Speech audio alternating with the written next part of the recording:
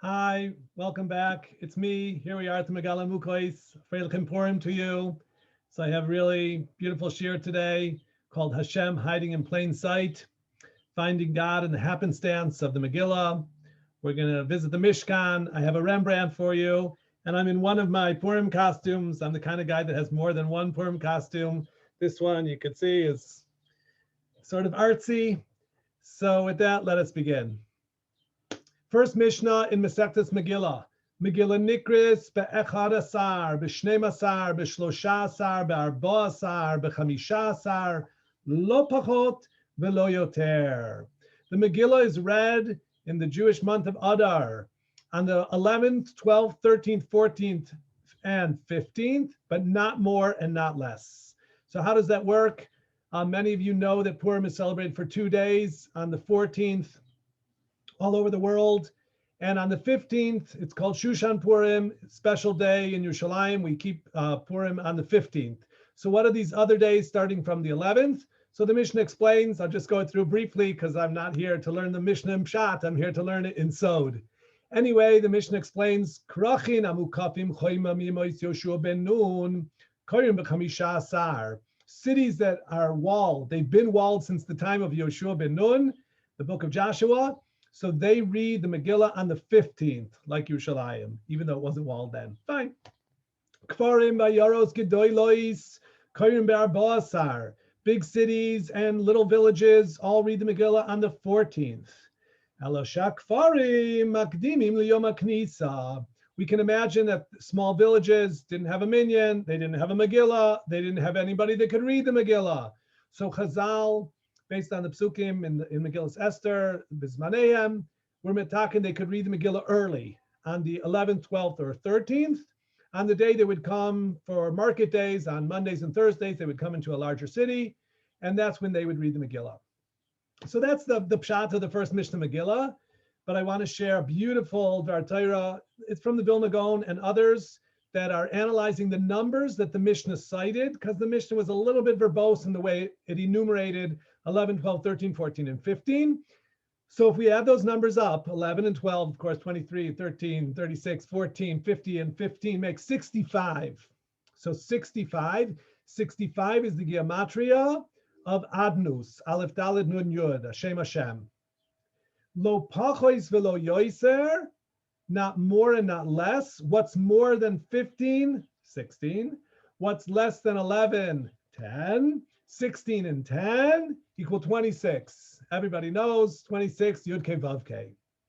So now, if we read the Mishnah in Sod, the Mishnah says that the Megillah is read Ba'alef Daled Nun Yud. It's read B'Shem Hashem Adnus. Below B'Yud Ke Vav Ke, but not with the Shem Havaya Baruch Hu. So that's fascinating, right? So I'll start with the fact that the Megillah does not have the Shem Hashem in it. God's name does not appear in the Megillah.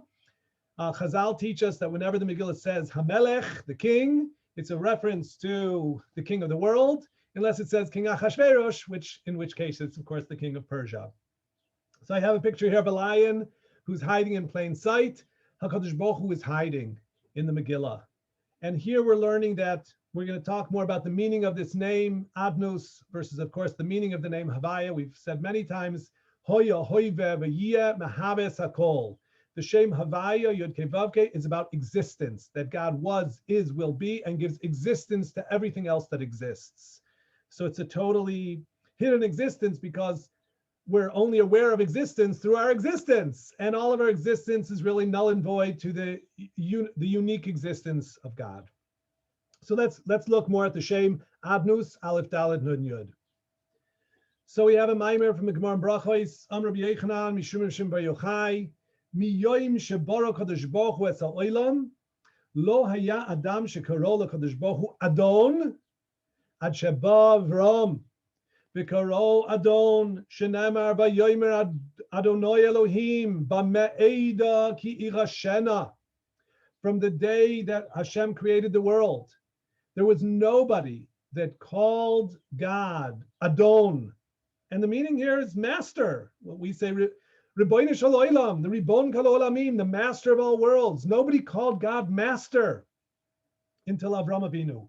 And he called him Master Adon in the pasuk when he says Hashem Elokim, B'meh Eda Ki Roshena, how will I know that I'm really going to inherit the land of Israel, etc. And in that pasuk, Avram uses two names for God.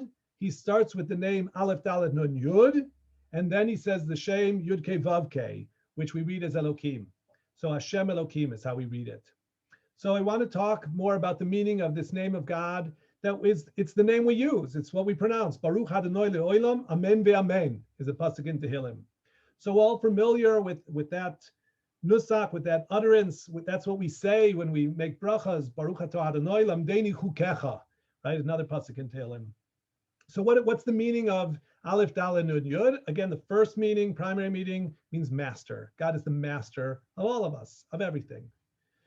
But other aspects of the meaning of this word and this name, I start with the Adnei HaMishkan. We're, of course, in Parshas HaShavua and Parshas about the Mishkan. We have 4 of those. Truma Tetzaveh, Vayakel Pekudei. We're talking about building a sanctuary for God.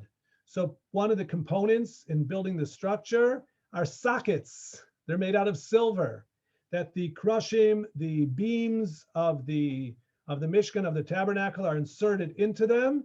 And those are called Adanim. And together in the construct form, they're called Adnei HaMishkan. So the Shem Adnus has a certain relationship to this word, which essentially means sockets, which, let's just think about it very conceptually and less physically. It's a container, it's a holder, it's something that gives structure to the whole tabernacle, to the whole building. Without it, everything would fall. And it's sort of, in a certain way, it's bossing. It's bossing the krashim, the boards, to stand up straight. That's the nature of the Adanim. But furthermore, the Shem Aleph Dalet Nun Yud is Gematria 65, as we mentioned. And the Svarim HaKadoshim, the Leshem, and others talk about the Gematria 65 is the word Heichal. Hey Yud Chaf Lamed, it's also 65. And the Heichal is what I put here in the picture, this picture of what's called the Kodesh, where the Shulchan, the Menorah, Mizbeach HaKtoros are located. And the word Heichal is used for a sanctuary. So now we're getting to a deeper level of understanding. The Shem Aleph Dalet Nun Yud is a sanctuary. It's a holder, it's a container, it's a space in which the Shem Yud Ke Vav Ke can Kaviyachal be contained. Like, we don't say the Shem Yud Ke Vav Ke anywhere. Only in the Beis HaMikdash it was uttered by the Kohen Gadol on Yom Kippur. But in our world, there's no place that could contain God's great name. So therefore, we use it like a handle or a container, or we create a sanctuary for God's name by saying Adnus, and the intent is that the Shem Havaya should dwell within it. So we have a socket or a sanctuary that we utter with our mouths, and within that sanctuary that we say, wherever I come and utter the name, God will dwell and put his holy presence into that name. The Yud Ke Vav Ke will dwell within the Aleph Dalet Nun Yud. So that's already a very powerful idea. Now again, in Megillas Esther, and of course the word Esther in Lashon Kodesh, it was the name of a woman's name. And I won't go too much into depth about Esther today, but of course we know female hormone is called estrogen, and animals get pregnant when they go through a period called estrus. And so it's all about the feminine, the power of the feminine, okay? And Esther was like the most feminine female. And that's how she was able to catch everybody's attention and the heart of Achashverosh. But in Megillas Esther, the Shem Hashem does not appear. The Shem Adnus also doesn't appear. But I have a surprise for you. I'm about to show you the Shem Yud Ke Vav Ke in Megillas Esther. So get ready for this. So I have here a picture from a Megillas Esther. This is my own. It was given to me by my esteemed father-in-law, Stengart. And this is a Megillas Esther that was written probably before the Russian Revolution. My father-in-law from Moscow brought it with him when they came. They were fuseniks. They got out of the former Soviet Union, and he gave me this Megillah, which I treasure greatly. And I've scanned a little piece of the Megillah that you can see. And what I've circled in red are the words Yavoy Hamelech veHaman Hayom. okay? Which is Esther saying, let the king and Haman, they shall come to the party that I've made for the king. Okay, it's Esther's invitation.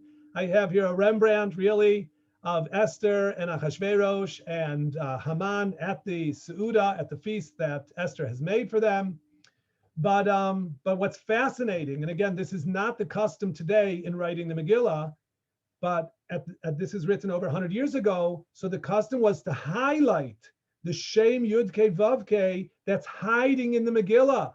So look carefully again in the red circle. You see that in bold and large letters, the Yud, the Hey, the Vav, and the Hey. That's the Shem Hashem Yud Ke Vav Ke, the holy and great name that God of God that we dare not utter.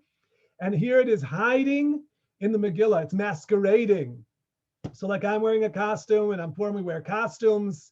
Hashem Kavayachol is masquerading in the happenstance, the natural politics and history of ancient Persia, the way that Vashti was outed, and then the way that Esther was taken to be queen, and then Haman arose, and so on and so forth. There's no open miracles in Megillas Esther, and yet God is behind the scenes, pulling all the strings, making it all happen to save the Jewish people, to take them from one chapter of Jewish history to another. So I just want to examine the Shem Yud Ke Vav Ke really carefully, because again, I think this is wondrous that it appears sort of encoded and hiding in the Megillah. But let's look at the words, and there's a number of them. I actually just chose one. There are a number of examples. Some of them are in reverse order, and some are the other Shemois. But here's the Shem Yud Ke Vav Ke in order, in the four words: Yavo, Hamelech, Vehaman, Hayom. So which of these things doesn't belong? One of these things is not like the other. So Yavo, that means to come. That's Esther. It's an imperative, I would say, or maybe a future tense Hebrew verb. Let the king come. Hamelech, well, we know Hamelech, that's the king. And Malchus is, of course, the 10th Sphira. And so kingship and kingdom, those are words we associate with the divinity. So that's okay. Haman, but this is the crazy thing, that Haman, the wicked Haman, who wanted to destroy, to murder all the Jews, and yet his name, it's the conjunction, the vav before his name, but it's also part of the name of God. So that's fascinating. The last word, Hayom, is today. And today, I understand how the Hey of today is also part of the divine name, because today is like a blank slate. You can fill today with Kedusha, with godliness, with good things. So both Hamelech, the king, and the Hey of Hayom, we understand how those are connected to God's name. Yavo, the little Yud, we've talked about the little Yud and how everything starts from the little Yud, that little Pintele Yid from which God created everything. And here it's the future tense of the verb, so it's sort of in a service role. But the idea of coming into existence, God is constantly bringing everything into existence. So again, I understand Yavo, I understand Hamelech, and I understand Hayom. Those three words, I'm okay that they're hinting at God's great name, Yud Ke Vav Ke. But Haman, the wicked, how is he incorporated into this cipher, if you will, of the Shem Yud Ke Vav Ke? So here's my answer. We're working with the letter Vav, okay? And the letter Vav is a Hebrew word which means hook, okay? A Vav is a hook. And we have Vavim in the Mishkan, in the tabernacle. There are hooks that connect the tapestries one to another.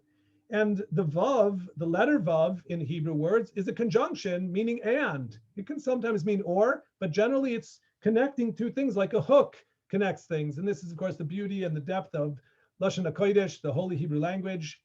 So here in the Shem Yud Ke Vav Ke, the Vav is playing a role to connect the Yud Ke with the final K, with the final Hey, which is the receptacle for everything. That's Hayom, that's the day, that the day will hold whatever you put into it.